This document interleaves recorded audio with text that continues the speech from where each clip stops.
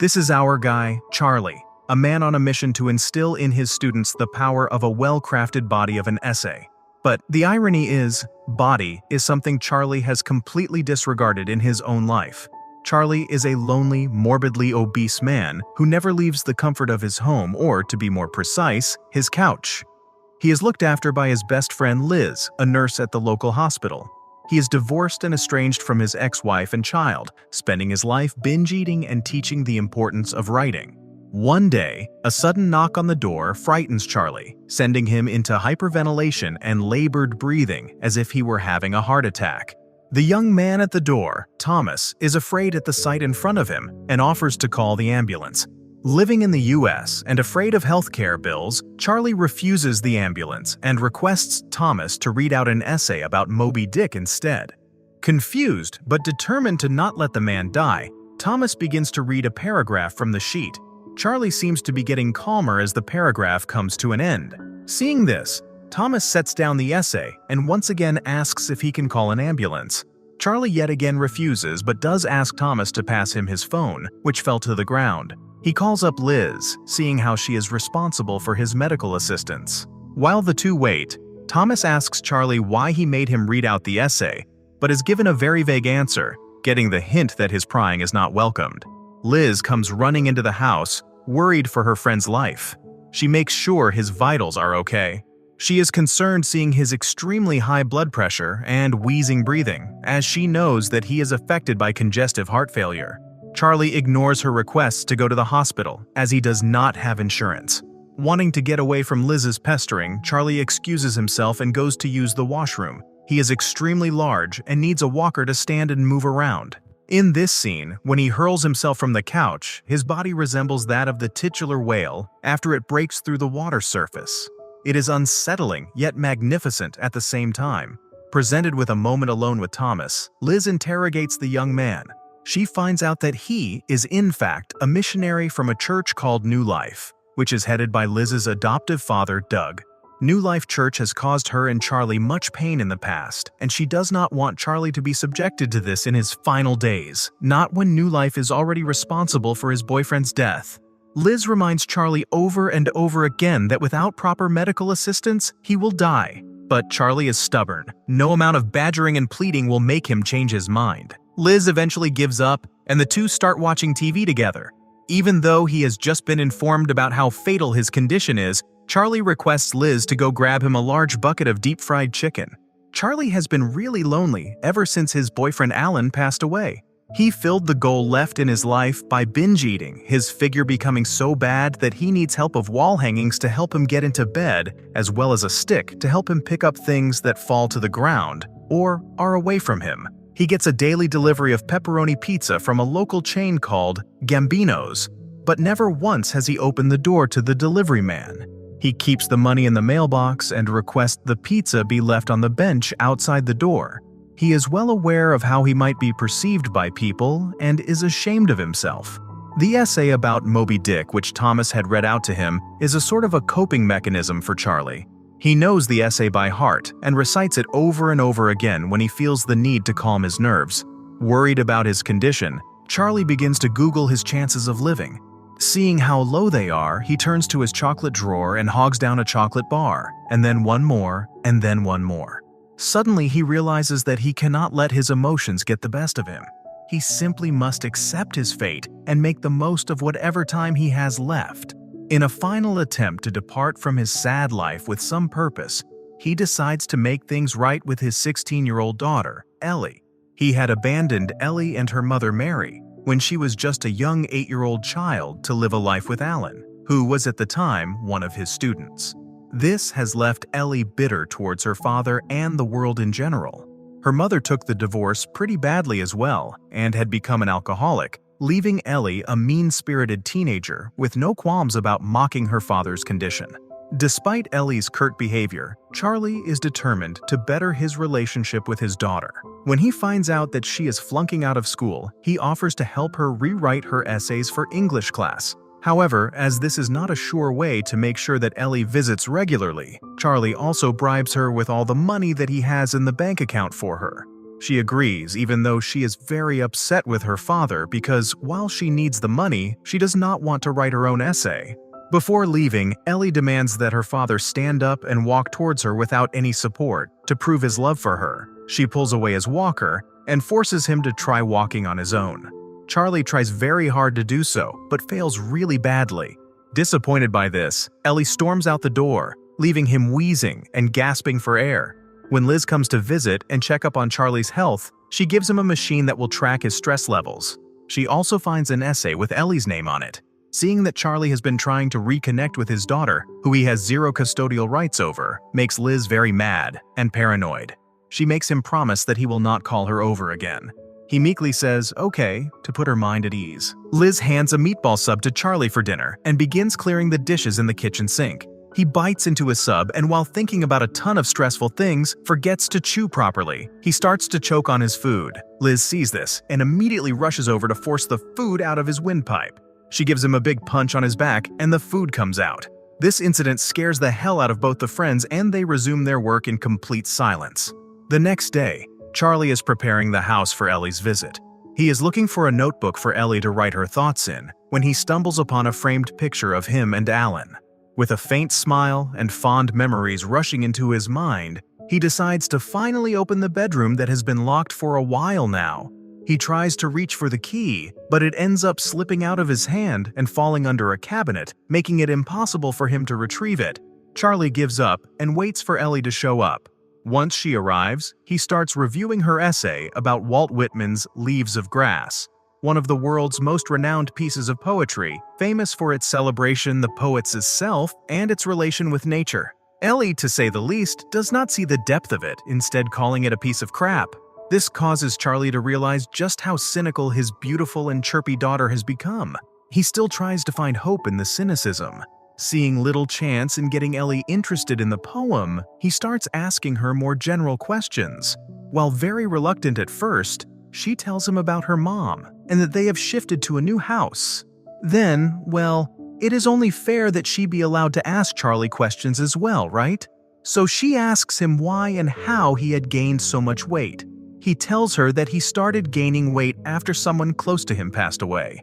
Ellie bluntly cuts him off by saying, "Your boyfriend," recalling the one dinner where Charlie had made steaks for Alan, Ellie, and himself.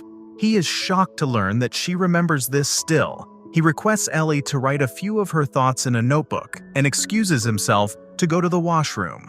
The day has been very tough for him. He has had to deal with a lot of triggering moments that have all made him relive the loss of his partner. Charlie starts to sob in the washroom to let out his feelings. While he is in there, someone knocks on the door. Ellie opens it to find Thomas back at his evangelical quest. She lets him into the house and asks him who he is. He tells her that he is a missionary from New Life Church and he is here to spread Jesus' message. She brushes it off as a bunch of bullshit and tells him to meet her tomorrow at the same time in the house. Charlie exits the passageway of his house, and while doing so, hears the click of Ellie taking a photo. She leaves the house, leaving Thomas and Charlie alone. Thomas explains how he believes in the coming of the end of the world and the possibility of Christ coming back to life. Charlie tells him that he has read everything ever published by New Life, and that he simply does not believe in this. Thomas is persistent in wanting to help Charlie, so Charlie asks him to get the key from under the cabinet for him. The key is retrieved and the bedroom is finally opened. While the two of them are talking about New Life, Liz comes to Charlie's house and is furious to see the missionary there. She at first commands Thomas to leave, but then asks him to stay on for a little chat. Liz has brought a wheelchair for Charlie. It is a simple, custom-made wheelchair which was ordered for another patient. Since the patient had passed away, it was lying around at the hospital. Liz then pulls Thomas out and begins to tell him about all the pain and suffering that New Life has caused both her and Charlie. She tells him about her adoptive parents who run the New Life Foundation. Her elder brother Alan was also one of the missionaries. He had been sent to South America for some work. There, he learned that their father had arranged his marriage to a good, decent Christian girl. He did not want that. He was gay and did not want to ruin his or anyone else's life by committing to a girl. Once he returned to Idaho, he met Charlie, and the two fell in love. However, the religion and the teaching of the church had become a plague for him, and he could never get over it. Alan stopped eating and eventually went missing. A few days after his disappearance, his body washed up to the shore of the beach. Charlie can hear that Liz is crying by the end of the story. Thomas, left weary and afraid by what he had just learnt, runs away. After Liz leaves as well, Charlie enters the locked bedroom, which belonged to Alan while he was alive. The room still smells like him, which is a comforting feeling for Charlie. At dinner, he decides to take a look at what his daughter wrote in the notebook. There are only 3 lines in it. "This apartment smells," "This notebook is retarded," and "I hate everyone." Seeing that his talented daughter had lost all her creativity saddens Charlie, but he still ends up laughing about what little she has written. The next day, Ellie is back at the apartment to pick up her finished essay. Charlie makes an effort to connect with his daughter yet again by apologizing for leaving her and attempting to justify his actions. However, Ellie is not interested in any of it. She has been left frustrated and deeply hurt by his actions, and nothing he could say would change that. He again tries to tell her how he always wanted to be a part of her life, but her mother never let him. To change the topic, Ellie offers to make him a turkey sandwich. Charlie, hopeful from the gesture, does not notice her adding 2 sleeping pills into the meal. After a few hours, Thomas comes knocking at the door. Ellie is smoking pot and offers some to him as well. He informs her that he used to be an addict and doesn't smoke anymore. She pressures him to have some anyway, and then starts asking him about New Life and everything related to him becoming a missionary. It is revealed that New Life actually no longer does door-to-door services. Ellie catches him in a lie and demands to know the truth about him. Though reluctant at first, Thomas comes clean about himself. He did, in fact, come to Idaho as a missionary, just not with New Life. When he realized that his church group was not making any difference in the life of people, he stole whatever petty cash there was and ran away. He is now scared to contact his parents back in Iowa because of the shame he has caused them. While telling Ellie all this, he comes across a Bible which once belonged to Alan. Ellie has recorded this entire conversation and is planning to expose him. As they finish talking, Liz and Mary enter the house. Thomas gets scared and runs away. Ellie is in great trouble for giving her father sleeping pills, as they could have been fatal for him. Mary is furious at Charlie for going behind her back, though she knows her daughter enough to know that she had some reason to be there as well. She asks Charlie if he has told her about the money, a fact that deeply shocks Liz. Liz has been under the impression that Charlie had no money at all. She is hurt by this news, because if he had the money, he could have gotten the medical help that he needed all along. Disappointed by the lie her best friend told her, she leaves the apartment. Ellie, in a fit of anger, yells at her mother and tells her father that she does not care if he is alive or dead. Even though this hurts Charlie, he still reminds her to take the essay he wrote for her before she leaves. Mary is shocked at the condition of her ex-husband and upset that he has decided to give Ellie the money at such a young age.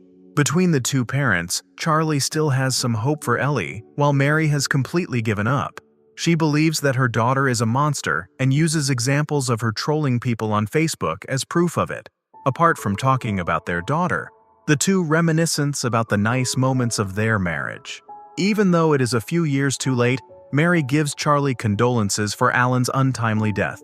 They also share a heartwarming moment in which Mary reveals her concern for him. Mary also tells Charlie that she is embarrassed that their daughter has turned out the way she has, and that this is the reason she has kept Ellie away from him for so long. She pleads him to stay away from her, but he refuses. He wants to make sure he has done one good thing in his life before he dies. The two get into an argument, and Mary leaves before it can escalate any further. As clockwork, Charlie's daily delivery of pizza from Gambino's arrives and his regular delivery man, Dan, leaves the meal on the bench. However, today, when he goes out to collect the pizza, Charlie notices that Dan has not left and instead waited for him to come out. Dan simply scoffs at the sight of the obese man, which irritates Charlie. He spirals down and starts to eat everything in sight. Turkey, mayo, chocolate, pizza, everything. This binge eating makes him very sick, and he ends up throwing up. He hates himself and starts crying because of this. Charlie is quickly forced to compose himself as Thomas comes knocking at the door to tell him some news. As it turns out, Ellie sent the pictures of Thomas and the recording of his confession to his missions minister and his parents.